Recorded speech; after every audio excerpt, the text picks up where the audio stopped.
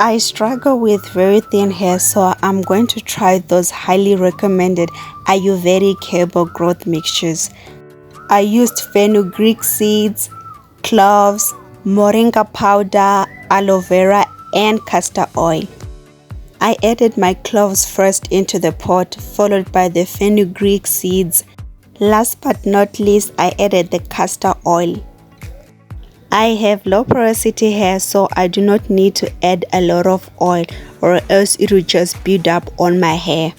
I was not really sure what amount of water I needed to add in, so I just put in small amount and then I kept on adding as I saw the water was finishing. I let the mixture boil for an hour and a half. This is how it looked right after being boiled for 1 hour and a half. So I decided to store it in the fridge for 2 days and look how dark it is. I think I did great, but would you try it yourself?